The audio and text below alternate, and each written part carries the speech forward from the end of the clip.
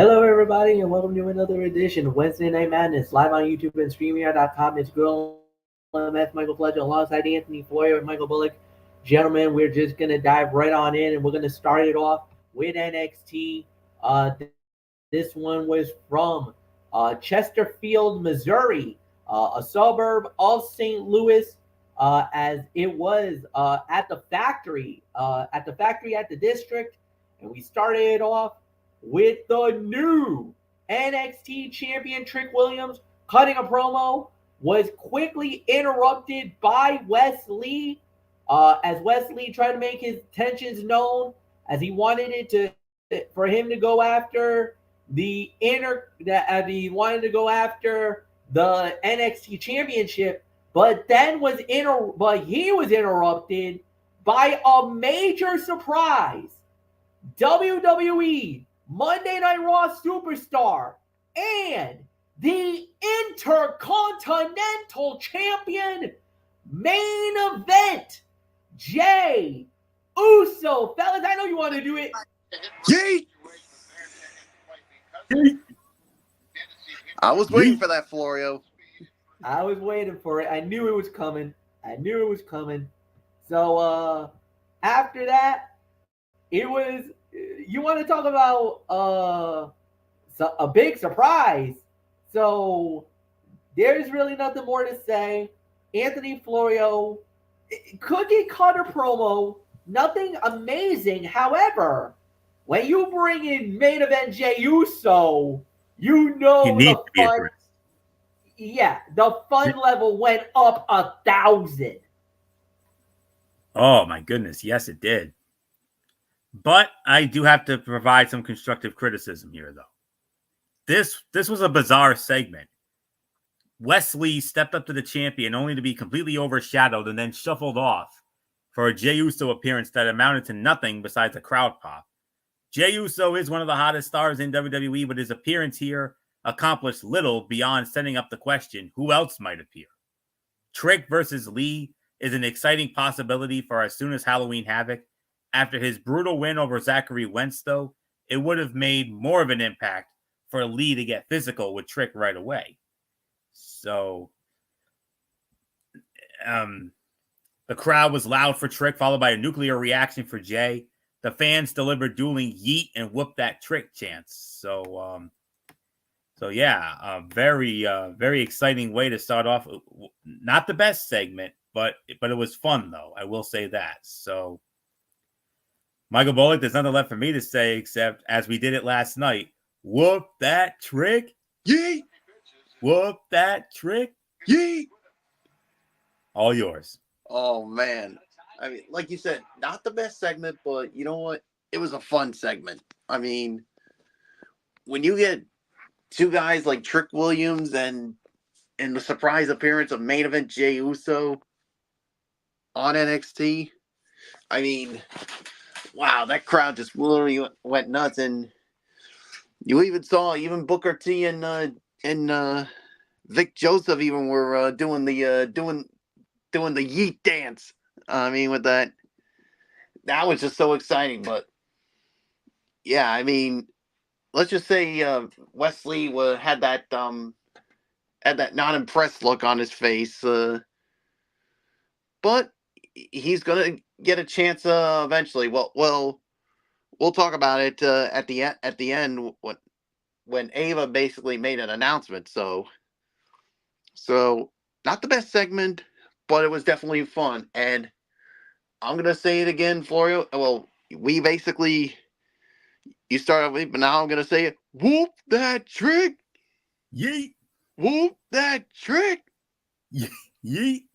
Oh man, we could do it for a while, but we got a lot of stuff to talk about. So with that being said, Fletch, let's move on to, I think it is the first match of the night. Yes, it was. It was Kalani Jordan, Jade Cargill, and Bianca Belair. They went up against Fallon Henley, JC Jane, and Jasmine Nix. And it was, when it was all said and done, Kalani Jordan, Jade Cargill, and Bianca Belair winning the match in 12 minutes and 7 seconds. Anthony Florio, it is yours. 3 1/4, 3.5 stars. This was a fun opener. that had the crowd loud, especially for the women's tag team champions. While WWE brought some A-level talent to this week's NXT, Belair's talent jumped off the screen in a way few can replicate. It was obvious she was a level above her opponents and partners in the ring. It was inevitable that Fatal Influence would lose, but NXT has at least protected Fallon Henley as the most dangerous threat to Kalani Jordan as the Women's North American Champion. With the EST of WWE and the Storm heading back to SmackDown after this, Fatal Influence should have an opening to shift the momentum back in their favor soon before challenging for the gold. So not much more to say on this, except that later, Lash Legend and Jakara Jackson called their shot for the NXT women for the WWE Women's Tag Team Championships, and Belair and Cargill told them to show up on SmackDown. So this Friday night on SmackDown, we will have Bianca Belair and Jade Cargill versus Lash Legend and Jakara Jackson for the WWE Women's Tag Team Championship. So we get to look forward to that on Friday night. So not much more to say on this. 3.25, teetering on 3.5. No doubt about the outcome. Not much more to say. Michael Bullock, your thoughts on all this? Yeah, I'll give this about 3.25, 3.5 as well. I mean, a solid match here and a nice win for Jade Cargill, Bianca Belair, and Kalani Jordan. And somewhere down the line, Kalani Jordan's going to have to defend the NXT Women's North American Championship. But the only question is, which member of Fatal Influence is it going to be? My guess is, I think it's going to be JC Jane, but you never know. Oh, no. But, yeah. You're wrong. I'm sorry, Michael Bullock. You're wrong. It's Fallon Henley. That's my call. Fallon. Well, I said I think it's JC Jane. I mean, my guess is I didn't say for sure it was, but if it's JC Jane, hey, I mean not JC Jane. I meant Fallon Henley. But yeah, I mean, I could see that happening too. So we'll find out more as we. I mean, maybe we'll find out more come next week. So, but yeah, I mean, after that, I mean, Lash Legend and Jakara Jackson stepped up to Bianca Belair and Jade Cargill, and yeah, they're gonna defend the women's tag team titles against Lash Legend and Jakara Jackson this coming Friday night on SmackDown. So there's really nothing more to say. Fletch, I mean, this was a 3.25, 3.5, but two of the women from NXT are going to be invading your show. Yeah, it's going to be very interesting. No doubt about it. 3.25. 3.25 is the correct rating. I thought they did a solid job. It was a good battle, good fight, very entertaining to say the very least. And yeah, there's really nothing more for us to add here. So next up we had was a promo segment. It was NXT Women's Champion Roxanne Perez basically trying to do a victory lap. Yes, Cora Jade did come out to speak her piece, and then Julia came out to interrupt, and basically Cora Jade was like, "Why don't you come into the ring?" And basically knowing what was going on and everything else, basically Julia was like, "Nah, you know what? I got an old friend." Next thing we know, the bomb went off in St. Louis. Stephanie Valcour is NXT. She shows up, hits the ring, they clear out the girls. But there was one moment that was very evident. Julia and Stephanie both had their hands on the NXT Women's title. They both looked at each other, then looked down at that belt. So obviously, they may be friends now, but they both have a desire at one particular title. Michael Bullock, game on now. The business is picked up. Stephanie Valcour and Julia working together to take on Roxanne Perez and Cora Jade? Oh, this just got interesting, man. What says you? I'm telling you, Fletch, right now, I think Cora Jade and Roxanne Perez are messing with the wrong women. I mean, yes, Julia is one thing, but Stephanie Valcour, oh boy. And Fletch, you know a lot about her more than me and Anthony Florio does, but we've been waiting. We've been waiting for this moment to see her finally make an appearance in NXT, and it finally happened. And yeah, Julia and Stephanie Valcour may be friends now, but somewhere down the line, I think Roxanne Perez is going to have to face both of these women, maybe in a triple threat, because remember, Julia, she can lay claim basically saying, I lost unfairly, and I deserve another shot at it. While Stephanie Valcour is going to be like, hey, I'm the one who's waiting in line for another title. To be Roxanne's next challenger. So we're gonna have to wait and see what happens. But gentlemen, we're not gonna have to wait very long for Stephanie Valcour to make her in-ring debut, because she's gonna make her in-ring debut next week, and it's gonna be against Ren Sinclair. And all I can say is, Ren Sinclair, good luck to you, because you're gonna need it. And yeah, so there's really nothing more to say.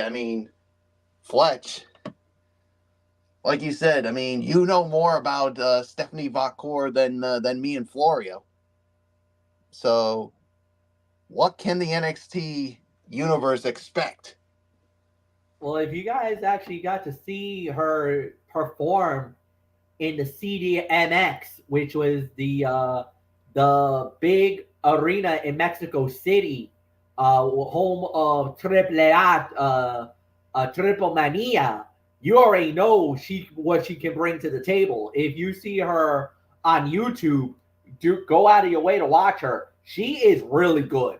She is without a doubt one of the most dynamic, most amazing young untapped women that you have yet to see. And her style is absolutely a little different. It's not typical lucha libre. However, her style is more of this is my kind of style. It is more of a ground and pound. It's more of what she brings to the ring is not high flying, not aerial, but she just wants to beat you to the ground. Where Julia is more high flying. Like, you saw what she did against Roxanne when the title was on the line in Chicago. What you see with Julia is a wholly different style. Like, her style is more unique, more refined. So her style is going to be more, I'm not going to call it mat wrestling, because it's not like that. It's not scientific. It's just kind of I'm going to beat you down. But the way she does it is absolutely phenomenal. And that's something that I definitely am very excited about. And her style, her attitude, her presence is one that I like. She was a part of CMLL. She's a part of that legacy in wrestling. And she has wrestled in Japan. That's where Julia knows her. So she has done Stardom. She did Miracle for a little bit, not much, but she did tap into it. She has done a lot of CMLL. That's where she made her big name in Mexico, and that's where it's really going to explode. And as everybody knows, if you saw Stephanie Valcour in AEW, the one match that she did have when they unified the titles against Mercedes Moné, you already know what she'll bring to the table. But the thing is, she was only scratching the surface when she was fighting Mercedes. What she could do now in NXT, in WWE, oh my God, the sky is the limit. And to put her against Roxanne Perez, to put her against Cora Jade is going to be great. Ren Sinclair, that's a pretty interesting first opponent. Is that going to lead to something better?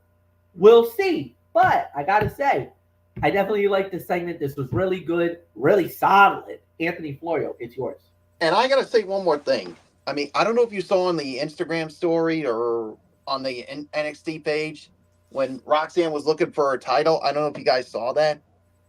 As soon as the poor gentleman handed it to her, Cora Jade and Roxanne were like, "Are you kidding me?" And Roxanne unleashed hell on the guy and said, "Don't you ever touch my title again, or you're gonna find out the hard way." And I got a little message for you, Roxanne. Lithium, get some help, girl.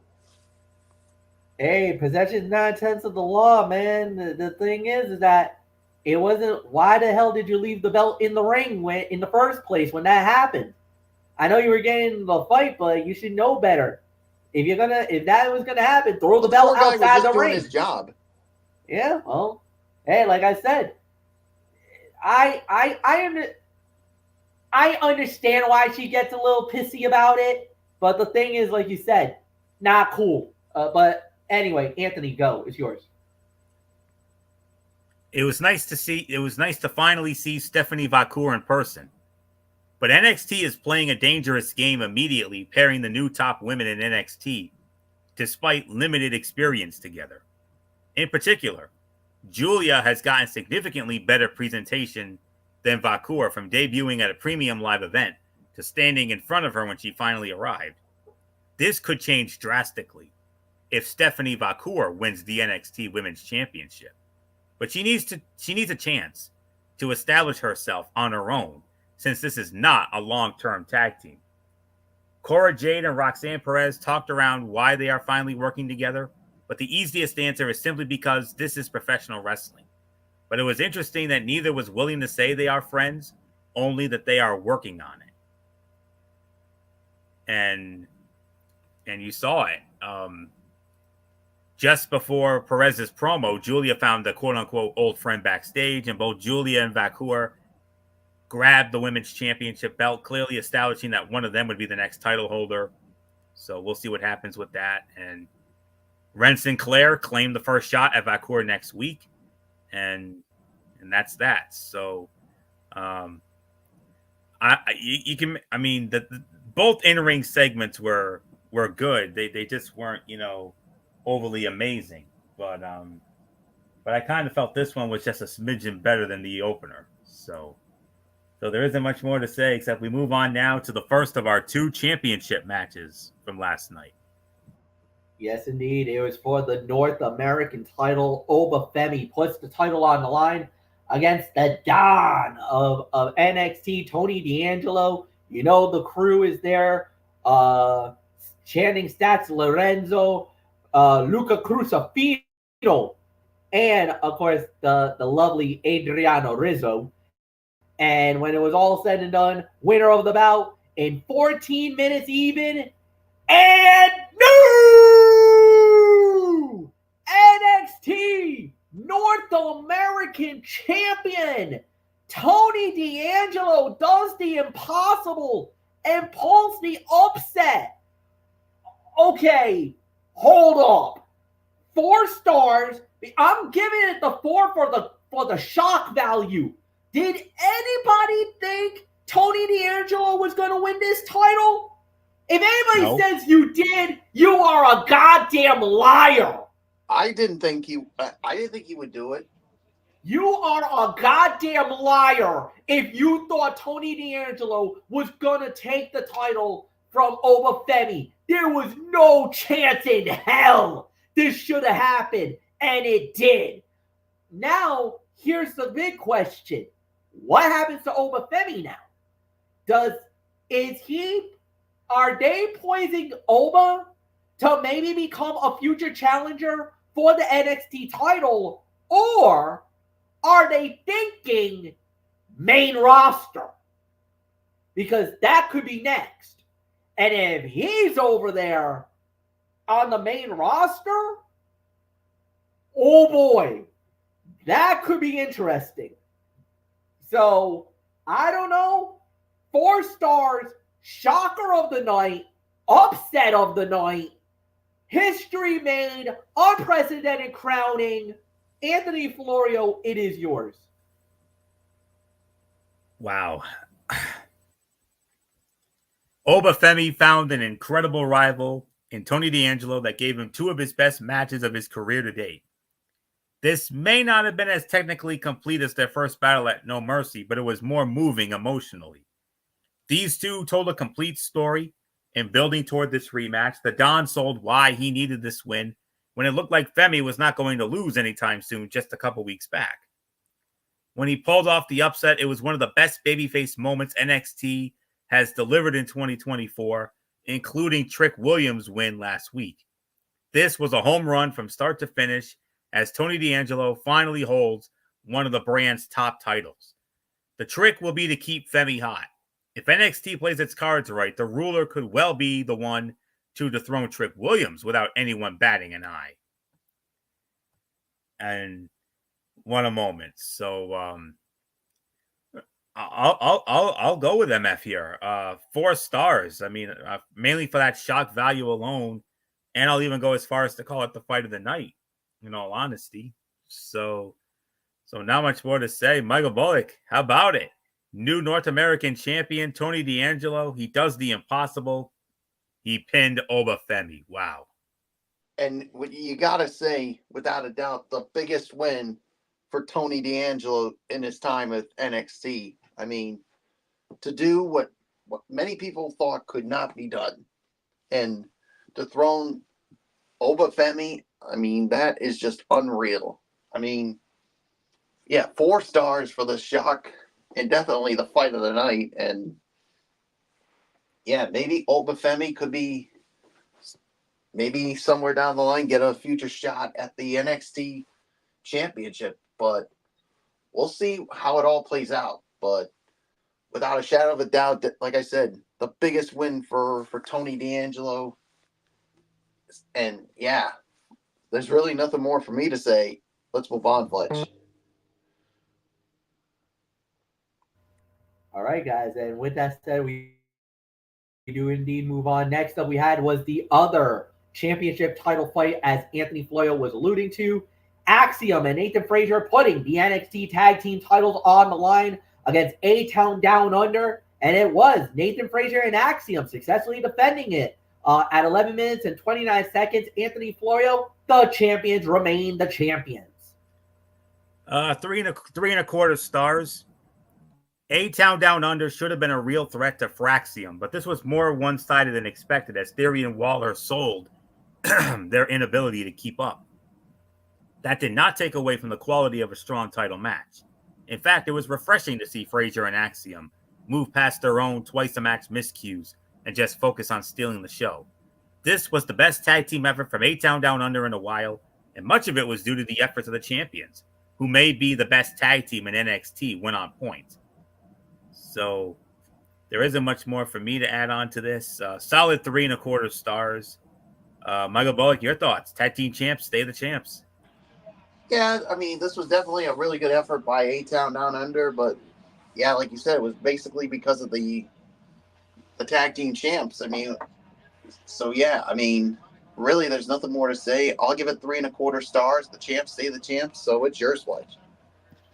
Yeah, I thought they did a really good job. Champions remain the champions, no doubt. And like we said, I think it was a 3-star bout, and yeah, it was very solid for what it was worth. So I enjoyed it. And now it leads us to, I believe it's, yeah, is it the main event? Is it the big one? Yeah, it is. All right, here we go. Randy Orton, 1-on-1 against Javon Evans, winner of the bout, 11 minutes and 5 seconds, the Viper, Randy Orton. Michael Bullock, you lead off. I'll give this about another maybe 3.25 stars here. I mean, to me, I mean, there was never a doubt that Randy Orton was going to win this because there was no way he was losing it in his hometown of St. Louis, Missouri. But you definitely got to give props to Javon Evans. He gave it all he can handle in this match, and so much so after the match, I mean, you saw Randy Orton raise the hand of Javon Evans, and Randy Orton, Javon Evans certainly has earned the respect of Randy Orton for the effort he gave. I mean, and now, of course, as the show ended, Ava announced that there was going to be a triple threat match to determine the number one contender for the NXT championship. And it would be Wes Lee, All Ego Ethan Page, and Javon Evans.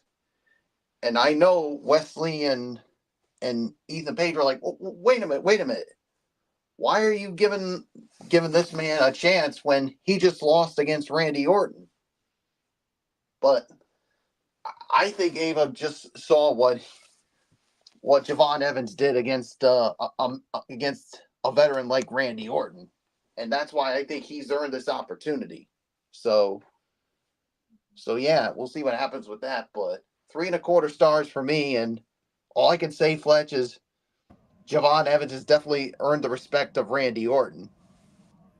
He definitely earned the respect of Randy Orton. He earned the respect of a lot of the guys in the arena last night. A very, very, very good performance by Javon Evans.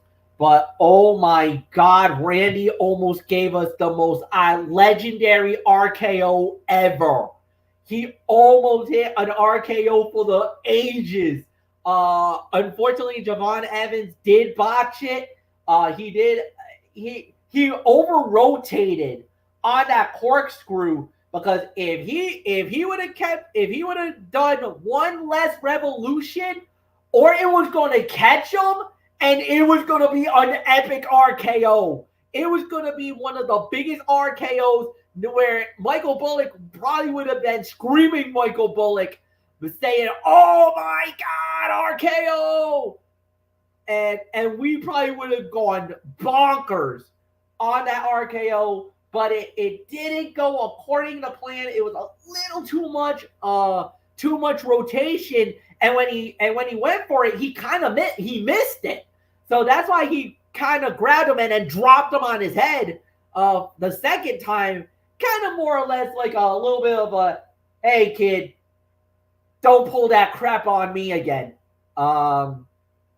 So nothing more to say. Anthony Florio, it was a 3.5, 3.75. Javon Evans looked great, but bro, what could have been? We almost had an epic RKO by the Viper.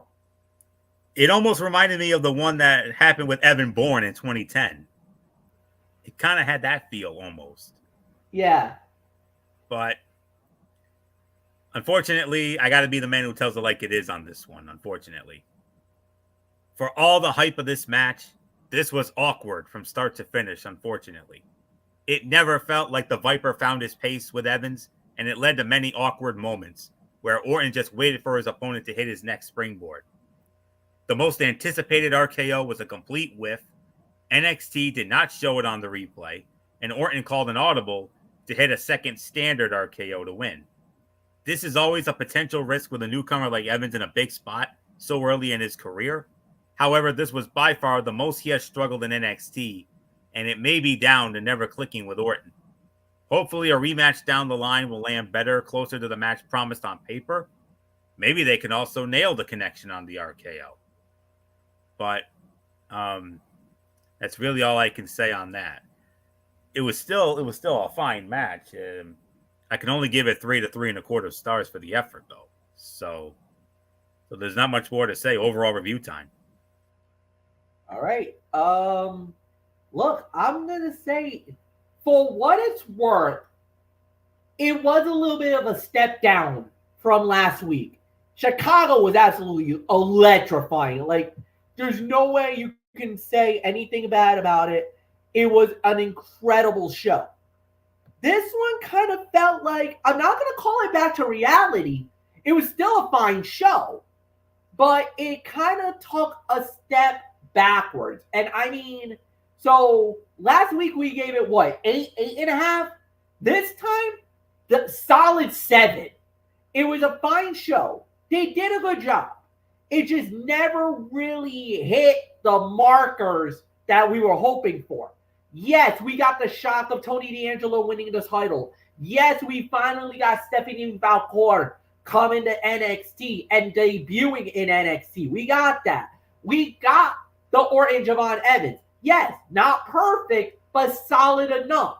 So we had the surprise of Jey Uso. Nobody saw that coming. That it was good. Not absolutely perfect like last week was, but still fine for what we got. 7 out of 10. Anthony Florio, it's yours. Well, it was a more inconsistent. I agree with you, MF. It was a more inconsistent second week for NXT on the CW. The in-ring work was strong besides a sloppy main event, but it did rely on multiple main roster veterans. Obafemi versus Tony D'Angelo delivered the most NXT classic performance of the night, leading to the strongest stretch of the show, complete with a huge title change. Bianca Belair, Jay Cargill, Austin Theory, and Grayson Waller played their roles well on a night that highlighted tag team wrestling better than much of WWE's weekly product. The promos did not land as clean. Much of the mic time amounted to little throughout the night, and the entire product came off as rushed in delivering story beats for future weeks.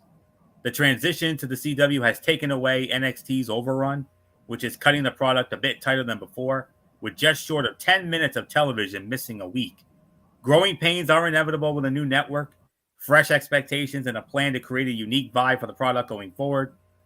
Still, this night looked better on paper than in full delivery. 7.5 out of 10. Chicago was better, so not much more to say. Mr. NXT, Michael Bullock, take us home with this, and then we'll get into a special Tuesday edition of AEW Dynamite, Title Tuesday.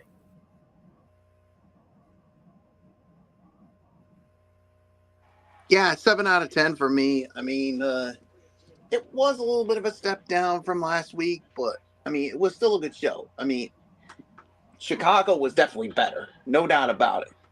But then again, it's the IWC capital of the world. What else would you expect? So, 7 out of 10. Let's get into AEW Dynamite Title Tuesday.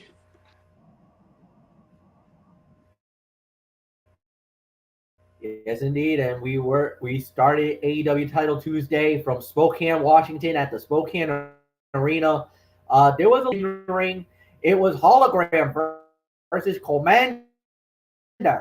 And when it was all said and done, it was Hologram winning the match in 12 minutes.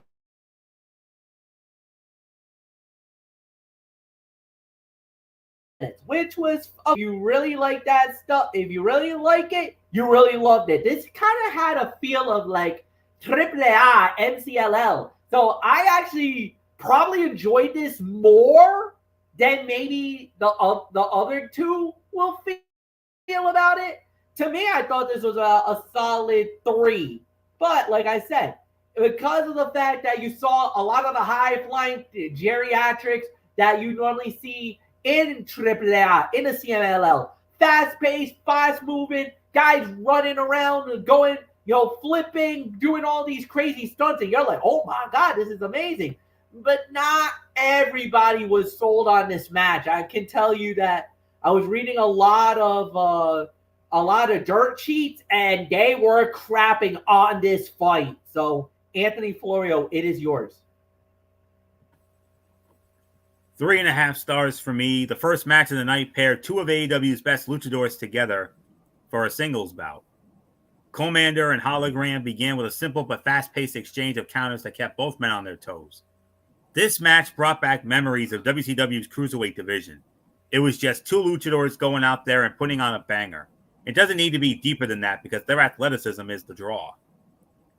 This is one of those you just need to watch it matches because no recap can properly capture how wildly talented these guys are. So, Hologram scores the win, got a standing ovation, and then after the match was over, Rush, Dralistico, and the Beast Mortos attacked both men as Jake the Snake Roberts looked on from the stage. As part of a trade, if you will, the Murder Hawk monster, Lance Archer, is now under the tutelage of Don Callis and the Don Callis family. They got themselves an enforcer. And the Beast Mortos, Dralistico, and Roosh will now be under the tutelage of the Hall of Famer Jake the Snake Roberts, which that ought to be interesting. So see how that plays out. But this match was great. 3.5 stars. Great way to start. Michael Bullock, your thoughts on all this?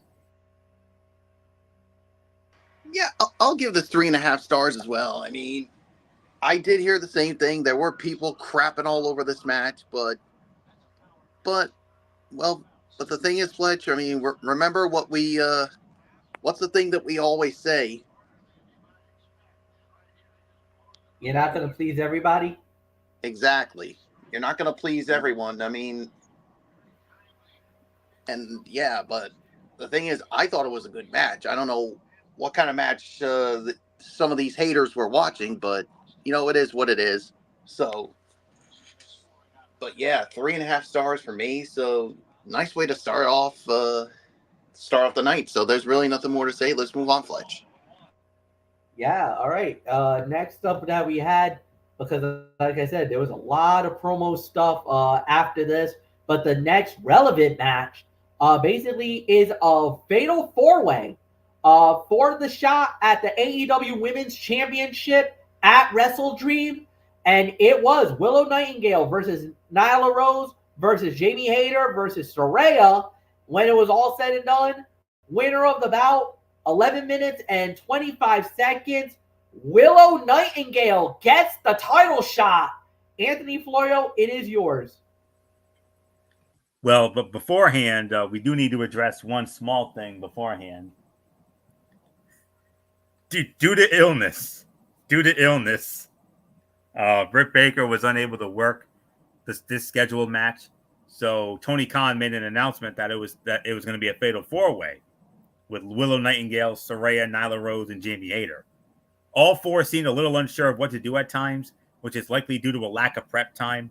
The more people you add to an impromptu match, the more the flow will suffer. The longer it went, the better it got, but it was impossible not to notice how awkward some moments were during the first half. And after Jamie Hayter chased Penelope Ford away, it came down to Saraya and Willow. And after surviving Saraya's finisher, Willow scored the win to earn the title shot against Mariah May, which makes sense because of the recent interactions between Willow and Mariah recently. AEW was still advertising Britt Baker well after it would have known she wouldn't be there. Got to work on that, TK. But since there were no DQs, Harley Cameron got involved quite a bit. And Nyla Rose took a bad tumble onto the apron. Let's hope she's okay. So I could give this about 3 to 3.25 for this. Maybe leaning towards 3.25 for it. So right outcome, the right woman won. No doubt about this one. She made the most sense of the four. And based on the recent interactions, so not much more to say. 3.25, Michael Bullock, Willow Nightingale. Now has a shot at the biggest match of her life. Mariah May, a chance for the biggest win of her career come Saturday night. Yeah, it could be.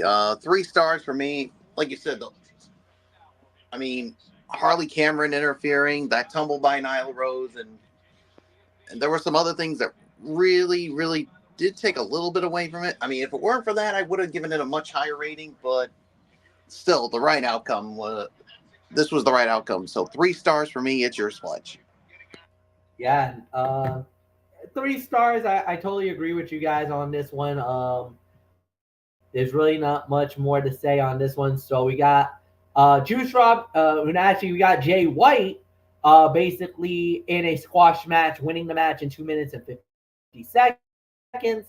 Then after that, we had Mercedes Moné against Emi Sakura. This was for both the TBS and the New Japan Pro Wrestling Strong Women's titles. It was Mercedes Moné successfully defending both belts, winning it in 10 minutes and 15 seconds. And I believe this goes to Me. all right, Bullock. It is yours. I'll give this again. I'll give this another solid 3 for the effort here. I mean, I thought it was a good match here. I mean, but at the end of the day, this was the right outcome here, and yeah, it looked like after the match we were going to get a 2-on-1 beatdown with Camille doing the brunt of the work, but Chris Statlander comes in to the rescue and takes out Camille, and I guess it looks like we could have our next challenger in Chris Statlander. So nothing more to say. It's yours, Fletch. Yeah, no doubt. I think this is a 3-star bout. No doubt, it could be definitely a little better in certain areas, but I'm not gonna hold it too hard on them. I think they did a fine job. So, solid match, Anthony. It's yours. Yeah, solid 3 stars for this. I'll say it like this. Camille's presence was a factor, but most of this was a clean match. Both women looked good and developed chemistry right away. Monet was able to win to retain her titles, but she and Camille were about to attack when Chris Statlander showed up to make the save. And that's really all I can say on this. So, solid 3 stars, outcome never in doubt. And who knows? It looks like Chris Statlander might be the next in line for Mercedes Monet. And it's very interesting to me. I mean, here she was as a heel. They turn her heel. They pair her with Stokely Hathaway. And now, out of nowhere, out of the blue here, she's all of a sudden a babyface again? Yeah. Interesting, to say the very least. So I kind of feel like she's better as a face. I don't know. I kind of felt like they, like, don't get me wrong, I loved her with Stokely, but I don't think she was getting over as a heel. Yeah, I don't think she was getting over. And plus, do you really want a baby girl like this as a heel? No. No. Hell no. So I'm glad that Tony. You got to give them at least an effort for trying, but I think at the end of the day, I think it was it just didn't work for me. Dude, it's almost like when they try to turn Becky Lynch heel in WWE. Yeah. Remember how that failed because she was way too over. Because she was way too over. I think this is the same thing with Stats. I think she's too over, and she was too old. She was too over, and not only that, if you actually meet her in person, she's an absolute sweetheart. Chris Statlander, wicked cool, down to earth, one of the nicest people from what I've been told. One of the nicest people to know and to hang out with. So no, I mean, no arguments here. All right. Mm-hmm. Main event: Bryan Danielson, Wheeler Yuta versus Pac and Claudio Castagnoli. It was Bryan Danielson and Wheeler Yuta winning in 15-20. Obviously, you can make an argument for fight of the night. This was a 5 match. This was a very good main event. You got a lot of chaos after the match as it leads to the Wrestle Dream fight. But at the end of the day, the right team won, in my opinion. You want to give Danielson the momentum.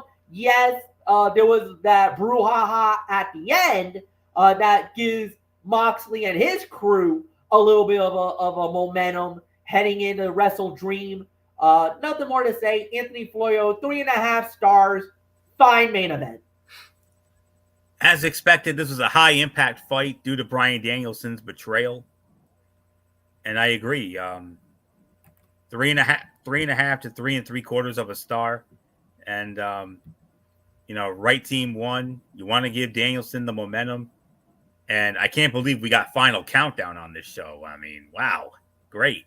So, usually they save that for the pay-per-views, but in this instance, they gave it the They gave it on the Dynamite, which was very interesting. So yeah, well, Tony Khan had to pay out about $100,000 for that, so they better use it.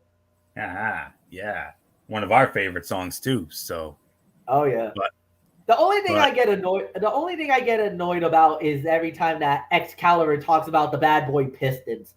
Yes, that is their original theme song, so don't worry. So that's their original theme song, like how the Alan Parsons Project Sirius is Chicago is the Chicago Bulls theme. If you've never heard of it, if you're living under a rock, how dare you? But High in the Sky, baby. Yeah. So, but anyways, yeah.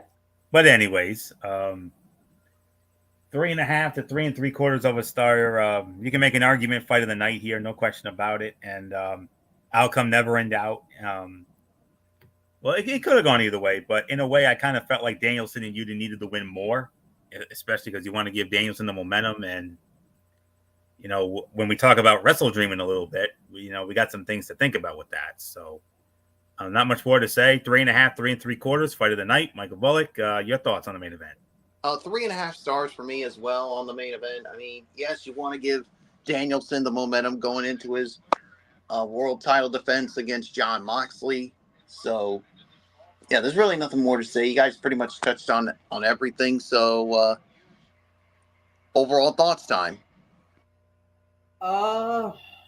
Anthony Florio, it's yours. This was a 7.5.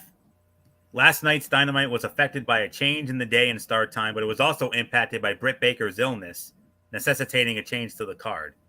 AEW doesn't always do the best job informing fans of changes like this, so airing a day early and an hour late probably led to some fans not knowing it was even on.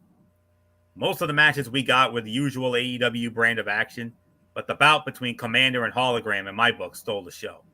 The tag match in the main event was more of a story, but in terms of excitement, nobody is going to top two luchadors who are at the peak of physical conditioning. Wrestle Dream is shaping up nicely, but AEW only has a few more days to make any changes or additions to the card, so it better act quickly. 7.5 for me. Michael Bullock, your thoughts? Yeah, 7.5 for me as well. Fletch, let's get to your thoughts, and I think we're doing Thursday Night Football preview next, right? Yeah, we'll do the Thursday Night Football preview just very quickly. 7.5, absolutely correct on this one. So as for mentioned, Michael Bullock did mention it just now. It is Thursday night on Amazon Prime Video. Another Thursday night game, guys, and hopefully this one. I hope this one does good. I hope this one brings it to light, man, because this one's okay. Going into this, you're thinking, "Oh, this could be interesting." Well, guess what? You're not going to believe the records when I tell you. It is the 2-3 San Francisco 49ers going up against the 3-2 and NFC division leaders, Seattle Seahawks. Now, I know what you're thinking. What? Wait, Seattle is better than the 49ers right now? Yes, they are. From Lumen Field in Seattle, Washington, home of the 12th man. And yes, there might even be an earthquake possible. You never know with the crowd noise and everything else. It has happened in the past where the crowd noise is so loud that it actually registered on the Richter scale.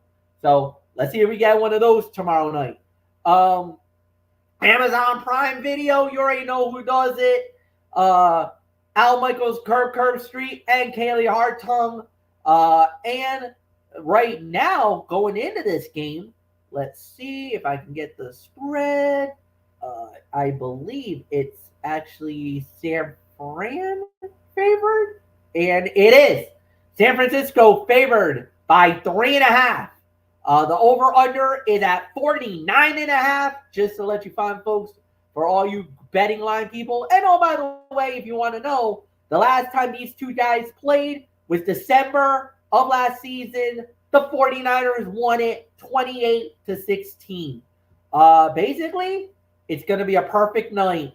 Partly cloudy. No, there's going to be no bad weather. A little wind, about 8 miles an hour. If you're into the meteorology on this one. And when it comes to this type of game, offensively, you got to think the 49ers are the favorites. For yards per game, they average about 418 yards per game. Passing, with they do about 263, but this is where Geno Smith has been actually been pretty better because he's been averaging almost 270 yards per game.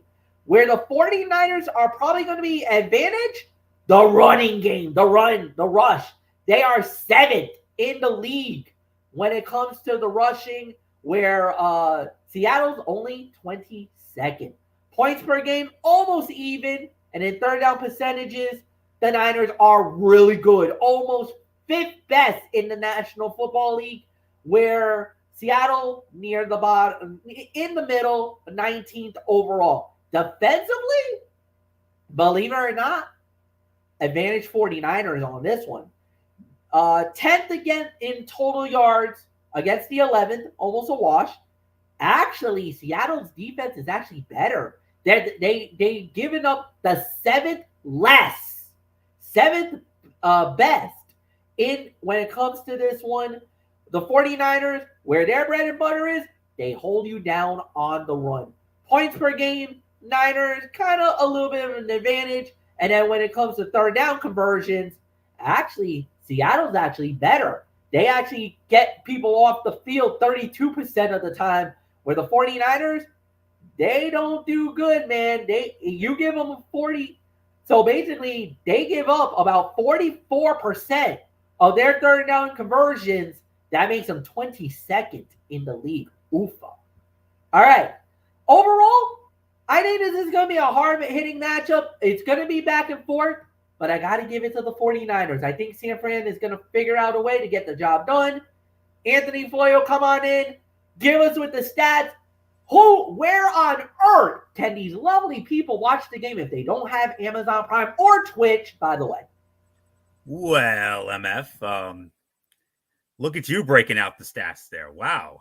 All right. I thought I was listening to myself on a repeat from past shows, but good for you. That was awesome, man. Very well done. So, all right. So,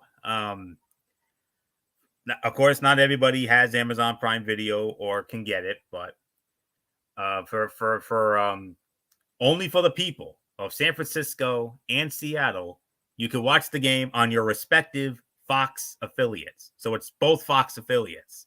For San Francisco, that's KTVU Fox Channel 2 in San Francisco. And in Seattle, your Fox affiliate, that's KCPQ Fox Channel 13 in Seattle. So that's where you can find it. Spread favors San Francisco 3.5. MF nailed it. Series history, regular season wise, Seattle leads the regular season series 29-21. The game that MF met, the last meeting that MF mentioned, that was in San Francisco that the 49ers won, but we got to go by Seattle here. 49ers have won the last 2 meetings in Seattle. They won in Seattle last year, 31-13. And they also won the year before, 2022. That was a 21-13 final. Seattle's last home win against San Francisco was back in 2021. That was a 30-23 final. So the Seahawks started 3-0 and have cooled off to 3-2. The 49ers started hot versus the Jets, but have fallen to 2-3. Someone will gain the early edge in an NFC West race that seems weaker than expected, with the Rams struggling and the Cardinals limited. The key for both Geno Smith and Brock Purdy is avoiding back-breaking turnovers, as both defenses have proved to be vulnerable in key spots. The 49ers will have more rushing success with Jordan Mason to support their quarterback, making the difference in a hostile road environment on a short week. I agree, MF. I'm going to take it. I'm going to go with San Francisco to win this one as well. 24-20, San Francisco over Seattle. So not much more to say. Michael Bullock, your thoughts, and then we'll get into our quick preview of Wrestle Dream. Yeah, I'm going with the 49ers to win this one as well. So yeah, nothing more to say. Let's get into our quick preview of Wrestle Dream. And it is indeed going to be a quick preview of Wrestle Dream. So here we go, boys. We're going to start it off. Obviously, there is a match, pre-show fight at Atlas Junior puts the Ring of Honor World Television title on the line against Brian Cage. We'll see how that plays out. So we don't really need to go into that. But here we go. We start out with the first fight of the night for the Ring of Honor World title. Mark Briscoe puts the title on the line against the Learning Tree, Chris Jericho. All right. The last time Chris Jericho fought for the Ring of Honor World Heavyweight title, he walked away with that belt. Something tells me lightning is about to strike twice. I don't know why. Yes, Mark Briscoe's been a great champion. You know, this was about honoring his brother, Jay Briscoe, and the Briscoe family name and the whole 9 yards after Jay's tragic, and I mean tragic, death that caught the whole wrestling world by surprise. I kind of feel like it's time that we have a new champion in Ring of Honor. Now, do I want Chris Jericho to be the one to win the title? Absolutely not. I don't. But this would be a good thing for Ring of Honor. And on top of that, it would be good for Chris Jericho to reinvent himself as that learning tree. Look, I know he's at the point of go away. Everybody doesn't give a crap about Jericho anymore. People demand him to retire. But guess what, guys? We're stuck with him. He's not going anywhere for a little while longer. So why don't you put the belt on him? To me, winner and new Ring of Honor World Champion, the Learning Tree, Chris Jericho. Anthony Florio, it is yours. The veteran Chris Jericho takes on Mark Briscoe in what should be an emotionally charged bout for the Ring of Honor World Heavyweight Championship. Mark Briscoe will be looking to honor his late brother Jay by retaining the title. With all due respect, MF, I disagree. I think Mark Briscoe is going to find a way to retain the title. I got this feeling. But would I be surprised if Chris Jericho were to win the title again? No, I wouldn't. But especially with the Learning Tree out there. But watch out for the conglomeration. You never know. They could find a way to even the odds. So I think because of that, I think Mark Briscoe is going to successfully defend the title. So that's my thought. So Michael Bullock, who do you agree with? Do you agree with MF and Jericho, or do you agree with me and Mark Briscoe? Wow, that's tough. But Fletch does make a compelling case here. But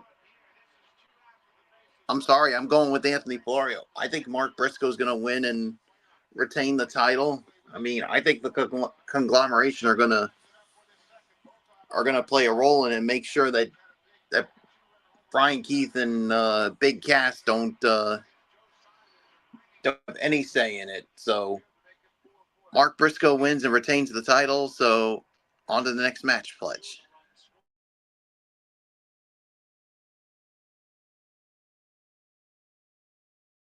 All right. With that said, we do indeed move on. Next up, we do have is Darby Allin versus Brody King. Anthony Florio, it's yours. This David versus Goliath matchup promises to be an intense battle. Darby Allin's never say die attitude will be put to the test against the monstrous Brody King. I got to go with Darby Allin, especially because I think this was supposed to be the event, or it could have been the event where Darby Allin was supposed to challenge for the AEW World Heavyweight Championship, which I'm still baffled by why they decided on the bait and switch. But, it is what it is. But Darby Allin wins the match. No question about it. So, Michael Bullock, your thoughts? Yeah, I got to go with Darby Allin as well. I mean, like you said, this was supposed to be him wrestling for the AEW World title, but why they give it to Jon Moxley, it still baffles me, but it is what it is. So Darby Allin wins. It's yours, Fletch. I agree. I think Darby gets the moment. There's really not much for us to say on this one. So, all right. The the next thing that we do have here is we got Jack Perry versus against Shibata, and this is for the TNT title. So, Michael Bullock, it's yours. Yeah, I think this should be a good match. I think Shibata will give Jack Perry one heck of a challenge here, but I think at the end of the day, I think Jack Perry is going to win and unfortunately retain the title, and I think he's going to do it. He's going to do it by cheating, like the well, you know how I feel about him already. So Yeah. there's really nothing more to say. It's yours, Fletch. Even though it pains for me to have to pick Jack Perry. I totally agree. I think Perry is going to win this match. I don't think it's I think Jack Perry is going to win it. There's really not more to say. Anthony Florio, it's yours. This match pits the young upstart Jack Perry against the hard-hitting legend Katsuyori Shibata. Expect a physical bout that blends Perry's athleticism with Shibata's strong style. But after a grueling battle, the winner and still the AEW TNT champion, it is the scapegoat Jack Perry. MF, we move on. Yes, indeed. Next up, we got is a triple threat for the International Championship. Konosuke Takeshita, Will Ospreay, and Ricochet. Oh, this could go a number of different ways. Wow, this is tough. I want to say Will Ospreay. I would not be shocked if Ricochet wins the title, but I'm going Will Ospreay. I think Will's going to keep the title, but again, I think it could go a number of different ways. So, yeah, nothing more to say. And Anthony, it's yours. This triple threat match has the potential to steal the show with three of the most athletic and innovative wrestlers in the world today. Expect a fast-paced, high-flying spectacle, but at the end, winner and still the AEW International Champion, it is Will Ospreay. Not much more to say. Michael Bullock, what says you? Yeah, I'm going to make it unanimous here and say Will Ospreay will retain the AEW International Championship. So nothing. On to the next match. All right. AEW World Tag Team titles on the line. The Young Bucks versus the Private Party. Anthony Florio, it's yours. Yeah, this one could honestly go either way. It really can. I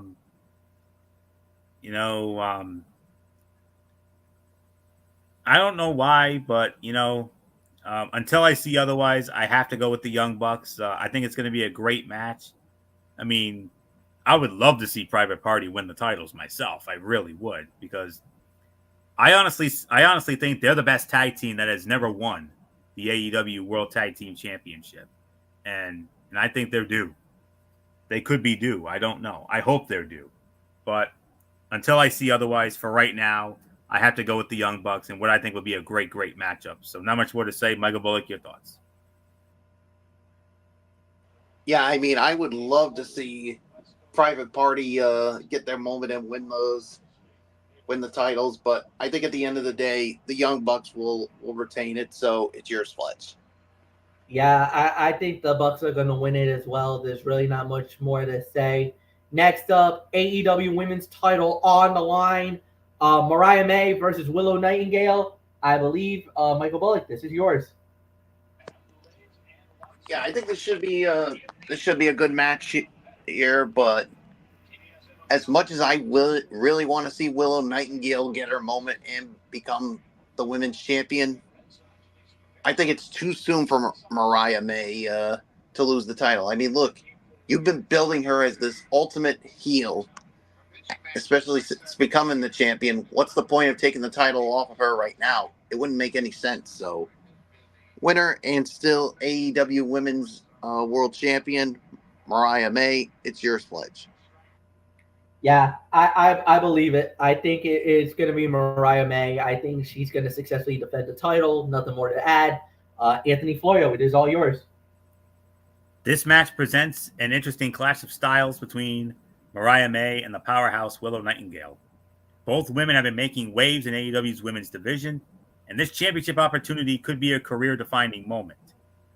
But I don't think it will be. I mean, Mariah just won the title at Wembley. And, I mean, there's always a chance. You never know. Willow could, surprise here and, get... Because remember, it was Mariah May who knocked off Willow Nightingale to win the Women's Owen tournament. And that's what got her to Wembley, and then she went on to win the title from Toni Storm. So, but for right now, I got to go with Mariah May to win. But I would not at all be surprised if Willow wins the title. But I think Willow got the last word last night. So that's usually booking 101. Champ retains. So Mariah May's the winner and still the Women's World Champion is Mariah May. We move on. Yeah. With that said, we do indeed move on. The next one we got is Mansoor and Mason Madden. They go up against the Acclaimed tag team fight. Who leads off on this? Is it? You do. I do. Okay. I kind of feel like Acclaim. I don't know why. I feel like Acclaim wins this. So nothing more to say. Anthony Florio. I'm going to go with Acclaim here. I like the Acclaimed as well, but you never know. There could be an element of surprise here, but yes, indeed. But right now, I got to go with the more established team, and that's the Acclaimed. So, Michael Bullock, your thoughts? Yeah, I got to go with the Acclaimed as well. So, nothing more to say. Let's move on. All right, 2 matches left. We got Hologram versus the Beast Mortals. 2 out of 3 falls. Intercontinental rules in effect. Anthony, it's yours. I gotta go with Hologram. Hologram is the hot hand right now, and he has he's 14-0 right now. Mortos will give him a fight. And by the way, we have 2 matches left. We have another match to get into before the main event.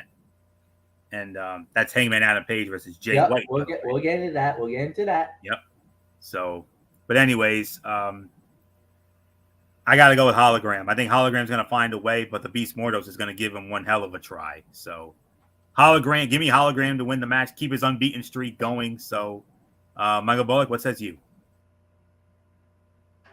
Yeah, I got to go with Hologram as well. I mean, the Beast Mortos, I think, will definitely give him a challenge here, but I think at the end of the day, you got to go with the hot hand here, and that is Hologram. So it's yours, Fletch.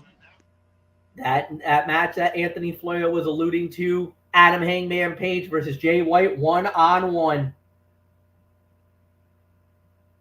Yes. 2 former world champions collide in what could be a show-stealing encounter. Both men have something to prove as they look to climb back into the world title picture. I got to go with Hangman. I mean, Hangman's the hotter hand right now, so I'm going to take it. I am most certainly got. It's not a take a chance here. I got confidence in this one. I'm going with Hangman Adam Page to win this match. So, Michael Bullock, your thoughts?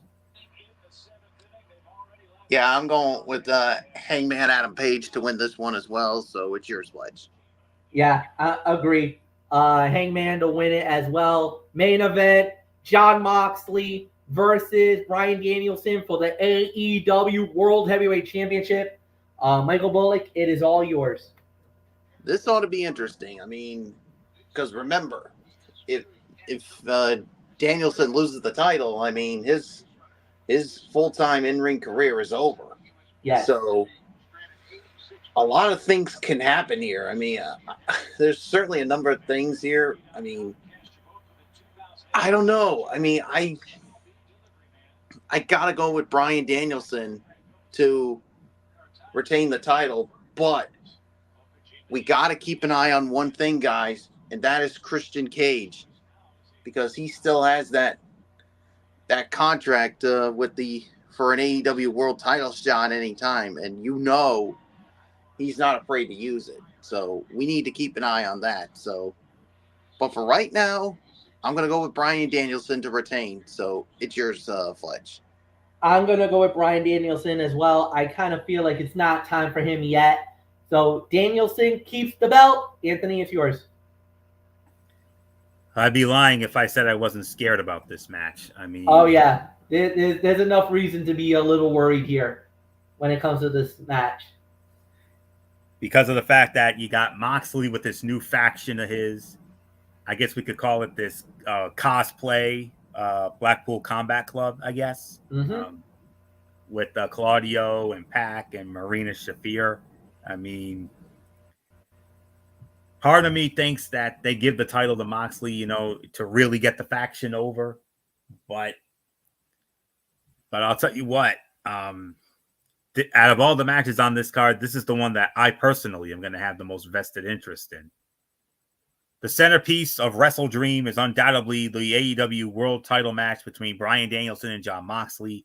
These two Blackpool Combat Club members have a storied history, dating back to their epic encounter at the 2022 Revolution pay-per-view.